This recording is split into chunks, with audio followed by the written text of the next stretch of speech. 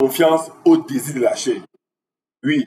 Il faut que nous allons, papa, nous refusons. Papa, je refuse que les désirs de la chair me montent à moi. Papa, je refuse tout désir de la chair. La Bible déclare dans 2 Corinthiens 13, verset 13. La grâce du Seigneur Jésus-Christ Nazareth, l'amour de Dieu et la communication du Saint-Esprit soient avec nous. Une vie chrétienne, sans ces choses-là en toi, tu ne peux pas réussir. Les désirs de la chair détruisent l'homme. Les désirs de la chair aiment le péché. La chair aime le péché parce que le péché est solennel. C'est ma chose de moment. Dieu a scellé le péché dans la chair. La chair n'aime pas Dieu. La chair est Dieu. Et cette chair veut conduire à nos âmes dans les ténèbres. Ce matin, après la résolution des désirs de la chair, Seigneur, je refuse tous les désirs que la chair me procurer. Même souvent, sans la chair te donne de manger, alors tu n'as même pas faim. Tu manges, tu as une intoxication alimentaire. Tu manges, tu as les troubles intestinaux. Pourquoi? Parce que la chair aime les choses qui s'opposent à Dieu. La chair haït Dieu de tout son cœur parce qu'il a eu le jugement depuis la Genèse. Aujourd'hui, on peut encore voir des frères, des sœurs qui se laissent dominer par les désirs de la chair. La chair était rebelle que nul ne peut diriger. Et comme la chair, c'est que Jésus a dit, celui qui m'aime garde mes commandements, la chair s'arrange que tous ceux qui aiment, adorent, confient Jésus, ne gardent point ses commandements. Car elle sait qu'elle sera jugée. Et elle est même déjà jugée. La chair t'empêche d'atteindre la volonté de Dieu dans ta vie. La chair t'empêche de faire la volonté de Christ dans ta vie. La chair t'empêche de communiquer le Saint-Esprit. La chair détruit les âmes des chrétiens. La chair. Avant que Satan ne fasse même son travail, avant que le diable et les démons ne fassent son travail, la chair en elle-même est un allié de l'ennemi. Il y a des personnes qui sont plongées dans l'immoralité à cause des fantasmes de la chair. Il y a des personnes qui sont plongées dans la corruption à cause des fantasmes de la chair. Il y a des personnes dont Dieu utilisait puissamment qui sont plongées dans la détresse à cause des fantasmes de la chair. La chair était un ennemi élevé de ton âme. Avant de t'élever, prier contre le Satan. Avant de t'élever, prier contre les démons. Avant de t'élever, mener un combat contre ces esprits. Même dans le combat contre la chair. Alléluia. La chair. Regarde par exemple, j'aime toujours revenir sur les cas de d'autres sœurs. Tu dis à une sœur, le Seigneur te montre telle chose pour elle. Elle se concentre dans sa parure physique externe. Au lieu de bâtir la parure physique interne, la parure interne. Toute personne qui bâtit sa parure externe ne peut jamais adorer Christ. Il voit les hommes, ils ne se pas assez maquillés. Ils font les produits de face. Ils veulent rougir les lèvres. Ils veulent mettre les poudres sur la face. Ils veulent sentir bon avec, je ne dis pas qu'ils vont sentir bon, avec toute l'attirance, de même que les femmes. Tout le temps, qui se consacre qui nourrit la chair, ne peut jamais plaire. Il y a deux choses sur la terre, spirituellement. Soit tu nourris ton esprit, il devient beau, et tu prends le pouvoir sur ton âme et sur ta chair. Soit tu nourris la chair devient grasse, et elle domine sur l'âme, sur ton âme. Et elle va te détruire. La chair est un ennemi potentiel pour tout chrétien. Alléluia. Laisse-moi partager, on lisait quelque chose dans la Bible. J'ai fait cette lecture ce soir et j'ai compris que le chrétien qui continue à faire sa vie sans Christ a déjà pris l'engagement de mourir sans Christ.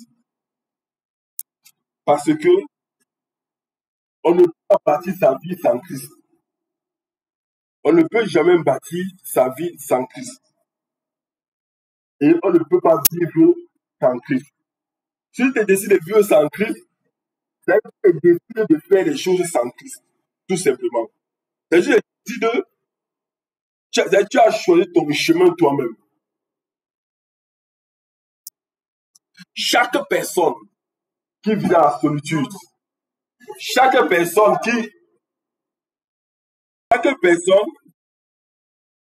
qui vit dans la solitude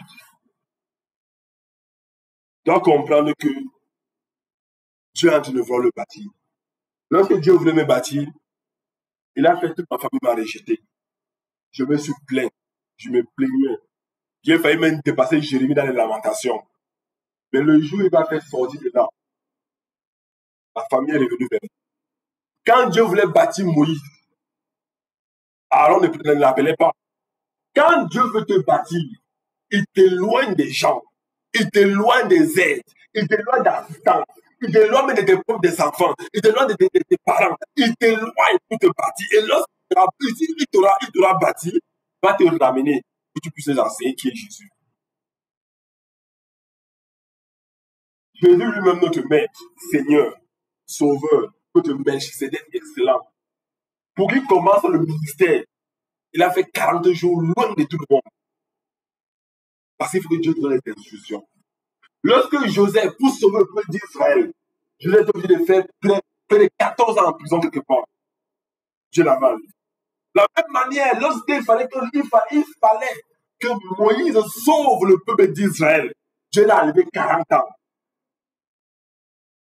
Lorsqu'il fallait que David devienne le roi d'Israël, Dieu l'a enlevé la voix dans la brousse, aller suivre les moutons et les chèvres. Mais aujourd'hui, nous les chrétiens, tellement que la chair nous montre les choses, le luxe incroyable, on s'attache dans les désirs de la chair. Et on oublie la portée de l'Esprit Saint. On va lire le livre de Jérémie, Lamentation.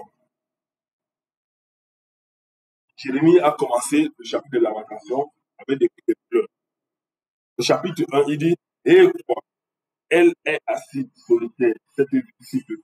Il parle d'Israël. Elle est semblable à une veuve, grande entre les nations, souveraine parmi les États. Elle est réduite à la servitude. Elle pleure durant la nuit et ses joues sont couvertes de larmes. Tous ceux qui l'aimaient, nul ne la console.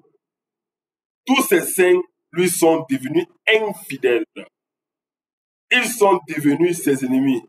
Juda est en exil, victime de l'oppression, d'une grande servitude. Ici, Jérémie a dit quelque chose qui est très pertinent. Il parle d'un peuple qui est le peuple élu de Dieu.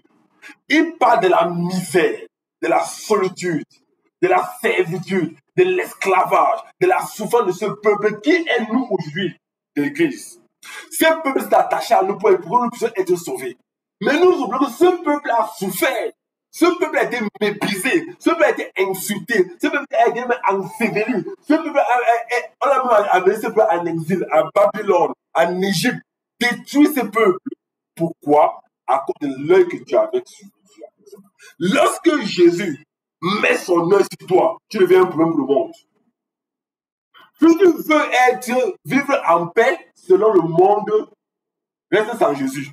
Mais lorsque le jour où Jésus te sélectionne, te forme et te regarde, tu deviens un problème pour le monde.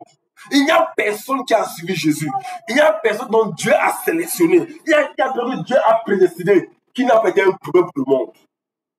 Aujourd'hui, les chrétiens fanfarons. Les soi-disant chrétiens sont même pas des gens, les gens qui courent dans les églises qui sont des fanfarons.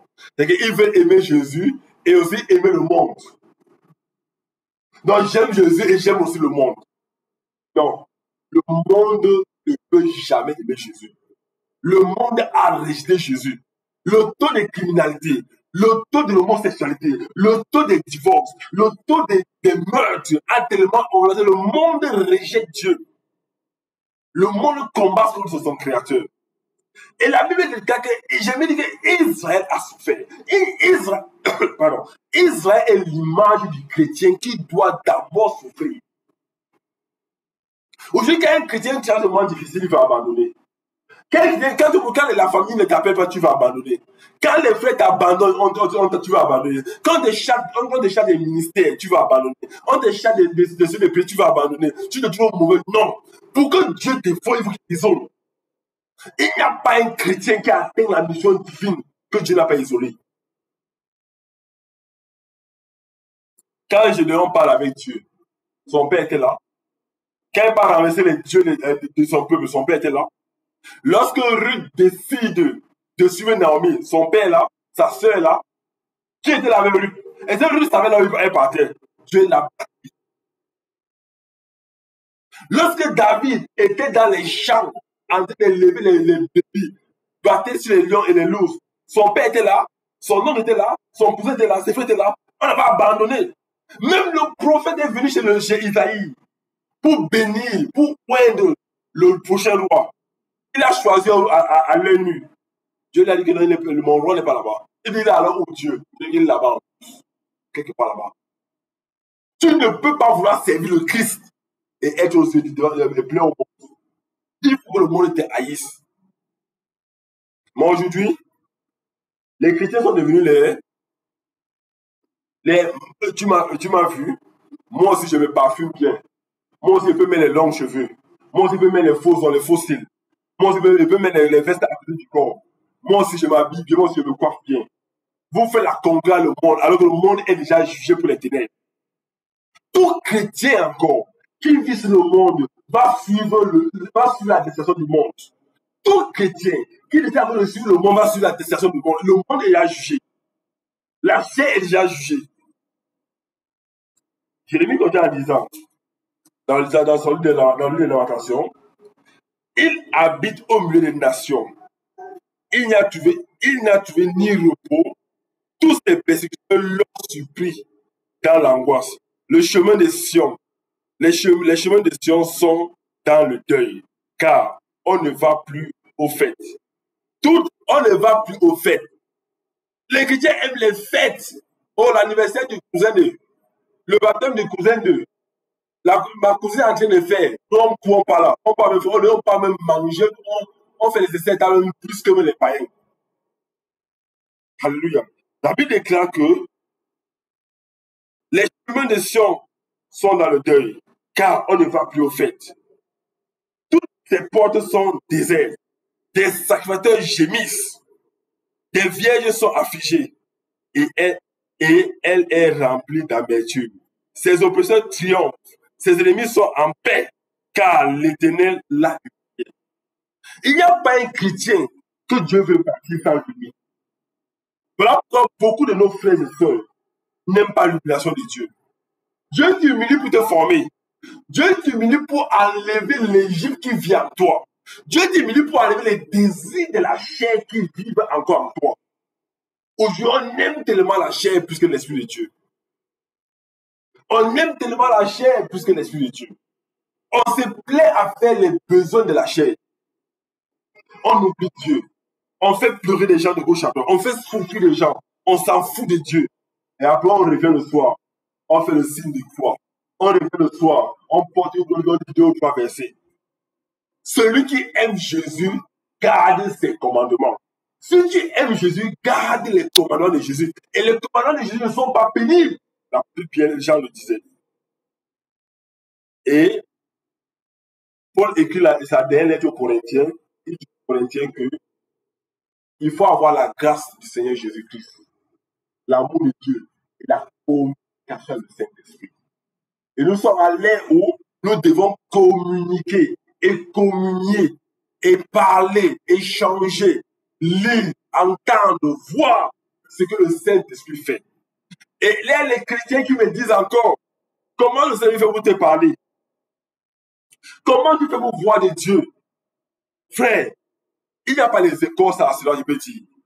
La seule chose, c'est de faire mûrir la parole en toi d'abord. Pour que le Seigneur te parle, il faut faire mûrir la parole en toi. Il y a des pasteurs et des frères, des apôtres qui disent que la Bible dit que si on avait écrit tout ce qu'il y avait à l'intérieur, ça entendait la vie toute la terre. Je vous dis que Dieu était ce qu'on appelle un grand compositeur. Il a contracté les textes. Un verset peut te parler de 1000 ans des ans sur la terre. Dieu a contracté. Je parle aux pasteurs et aux apôtres et aux prophètes qui enseignent aux gens qu'il y a des choses que Dieu peut te dire qu'il n'est pas écrit dans la Bible. Dieu est le meilleur contracteur des textes. Il a contracté. Il a réduit, il a sélectionné les mots justes pour parler toute son histoire dans la Bible. Il n'y a pas de révélation de Dieu à des mots qui ne sont pas dans la Bible. Comment l'histoire vient de Dieu?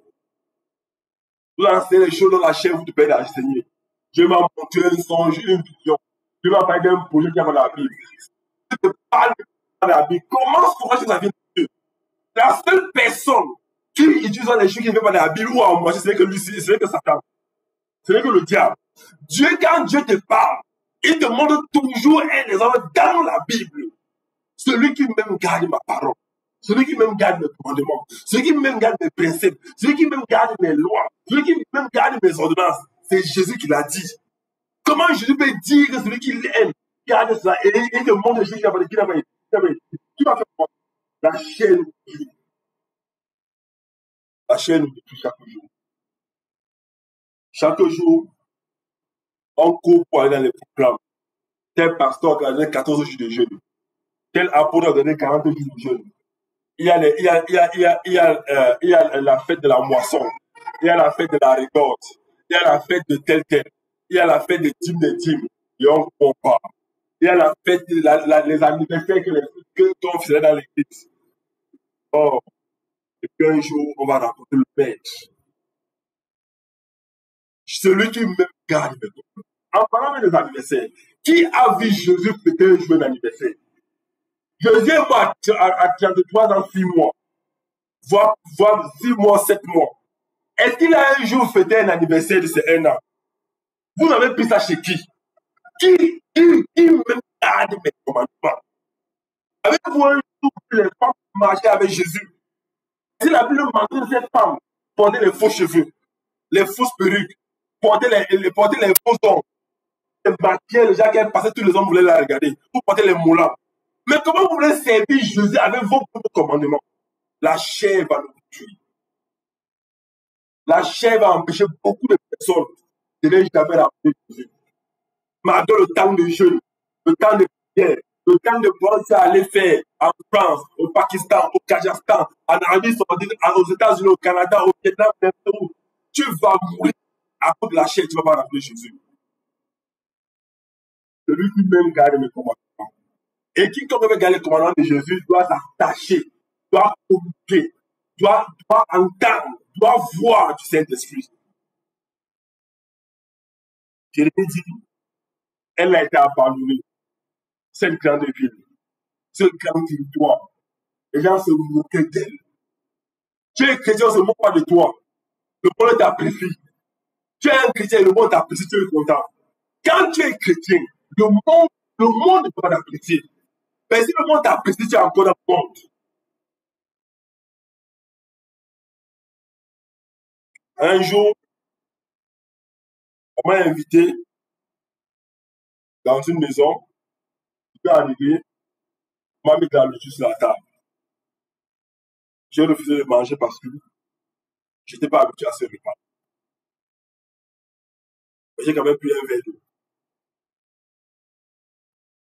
Alors, quand je prends cet exemple, si le monde continue à t'attirer, c'est que tu manges des trucs du monde. Celui qui mange, celui qui a bien mangé un type de repas, si tu vois un végétarien, tu lui donnes de l'argent, il va manger. Si tu vois quelqu'un qui a décidé, par exemple, de manger dans des légumes et des fruits, qui a décidé, par exemple, de ne plus prendre du sucre ou du sel, tu fais une nourriture sucrée ou salée, ne mange pas. Il décide qu'il mange avec des problèmes. Mais nous, des chrétiens, des soi-disant chrétiens, aimons manger la nourriture du monde, plus que la nourriture de Dieu qui est la parole. Après, toi, il les attaquer, il va dire, Même Jésus était allé au temple, il a fouetté les gens. Même Jésus est allé chez les païens, il a mangé. Nous devons prier le Seigneur. Car la chair va nous créer des problèmes. Et la chair nous crée des problèmes. La chair a créé les problèmes à des grands serviteurs de Dieu. La chair a créé les problèmes à David. Il a tué chez la femme de quelqu'un. La chair a créé les problèmes à Salomon. Il a pris 1000 femmes, 700 femmes, 300 concubines. La chair a créé les problèmes à Samson. On a percé ses yeux. On a arraché ses cheveux. La chair a créé les problèmes à Jacob.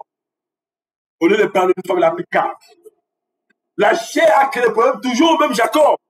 Il a usurpé les biens de son frère. La chair a créé les problèmes à Abraham. Il a pris Agar. La chair a créé les problèmes à Ève et Adam. Ils ont commis l'erreur là-bas à l'Éden.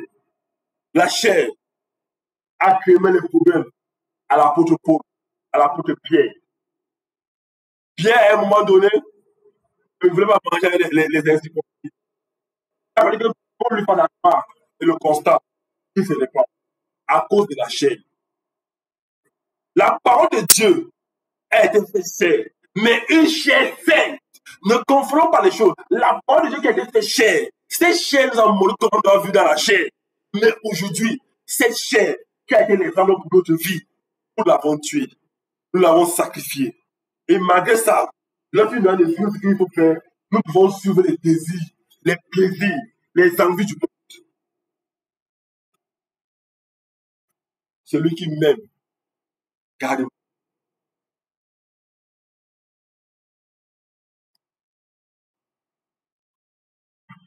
L'apôtre Pierre a dit à Jésus, ne plaise, tu ne mourras pas. Jésus lui a dit, arrête de voir Satan, tu mets le royaume des cieux en scandale. Quiconque est chrétien et demeure encore dans le péché, met le royaume de Dieu en scandale. Lorsque je pêche, on va dire que tu es chrétien, je mets le royaume de Dieu en scandale. Dieu a puni David. Parce que David avait couché à la fin de quelqu'un, non. Mais parce que David a passé les Philistins se moquent de Dieu.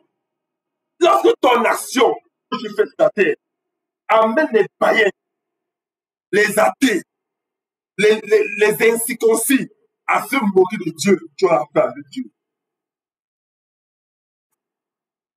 Aujourd'hui, Jérusalem a multiplié ses péchés.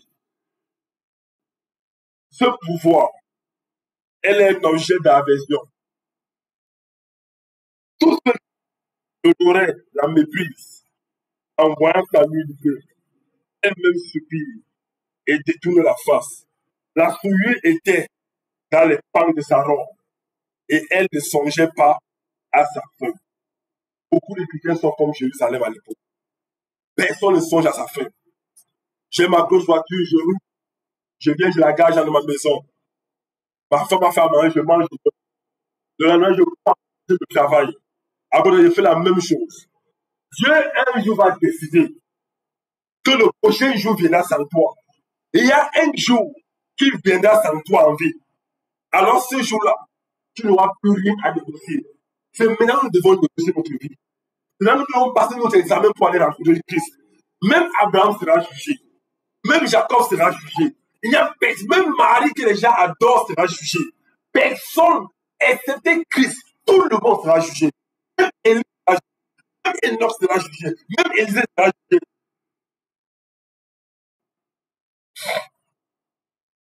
Ne croyez pas que David, parce qu'il est l'homme sur le cœur de Dieu, ne sera pas jugé. Il sera jugé. Il est sauvé, oui, mais il sera jugé. Personne ne fera l'exception. Et nous sommes aujourd'hui à la 11e heure.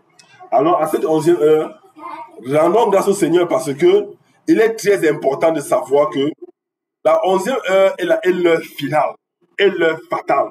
Lorsque le Christ est en train d'arriver, lorsque le Christ viendra, lorsque le Christ est là, nous n'avons plus rien à faire. Il dit toujours, notre meilleur enseignant reste le Saint-Esprit. C'est le Saint-Esprit qui peut me permettre de tuer les désirs de la chair. C'est le Saint-Esprit qui peut me permettre de bâtir ma vie selon ce que Dieu veut. Alléluia. Que le Seigneur nous bénisse. Et même nous passons un temps dans la prière. Que le Seigneur nous donne la force. Élevons la voix. Seigneur, donne-moi la haine. Le désir de la chair. La chair nous aide à nous déplacer dans ce corps mortel. La chair nous aide à aller de gauche à droite, à sentir, à ressentir, à voir. Mais la chair dont nous étions, dans la Genèse 1, verset 6, est celle que Christ a portée. Et nous aspirons à cette chair incorruptible, comme pour la de Corinthiens. Nous n'aspirons plus à une chair, à cette chair qui nous tienne dans le péché, qui nous fait voir le péché continuellement. Seigneur, donne-moi la force de se séparer de la chair. Et en me séparant de la chair, il me sépare du péché. Seigneur, je te prie, donne à ma famille, à mes proches, à tous ceux qui vont écouter cet enseignement, papa, de nous séparer des désirs de la chair. Papa, je hais la chair. De même comme toi, tu hais le péché. Mais tu aimes le pécheur, mais le pécheur se repentit. Je ne suis pas quelqu'un qui condamne les gens. Parce que celui que tu condamnes aujourd'hui, demain peut se repentir. Et dans ton cœur, tu vas nous condamner, alors qu'il s'est réellement repenti. Apprenons, lorsque quelqu'un nous fait du mal, lorsque quelqu'un fait un point avec nous, apprenons à pardonner la personne et à oublier la situation. Parce que demain, la personne peut se repentir. La Bible dit que le prophète Isaïe est venu voir le roi Oséas. Et il a dit au roi, roi, tu vas préparer ta maison. Le roi ne lui a rien dit. Quand Isaïe a donné son message qui venait de l'éternel Yahvé, il s'est retrouvé pour rentrer à la cour, comme d'habitude, ou dans sa maison. Ézéchiel en a le secret. Il a bagarré avec Dieu. Il a dit à Dieu, tu m'as fait des promesses. Pour cela, je ne peux pas mourir. J'ai fait ça pour toi. J'ai fait ça pour toi. J'ai lutté pour toi. Non, voilà, j'ai fait ça pour toi. Dieu, aujourd'hui, là, je ne peux pas mourir. S'il y a un jour tu tombes malade, tu diras quoi à Dieu que tu as fait quoi pour Dieu? Tu es dans une maison, on ne sait pas si tu es chrétien. Tu es dans un lieu de travail, on ne sait pas si tu es chrétien. Tu es dans ta vie, on ne sait pas si tu es chrétien. Tu n'as jamais montré la marque du christianisme dans ta vie.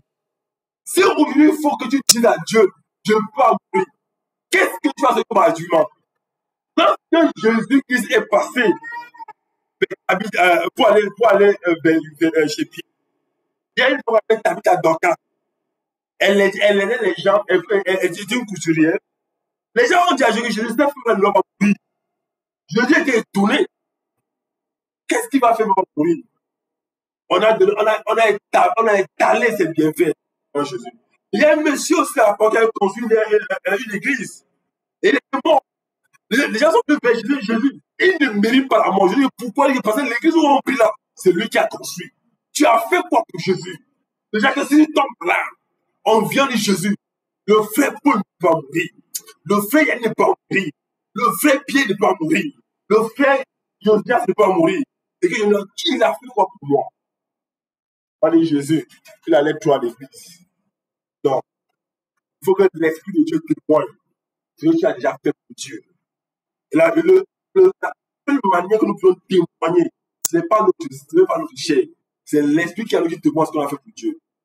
Que ça nous poursuive. Que ça nous encourage.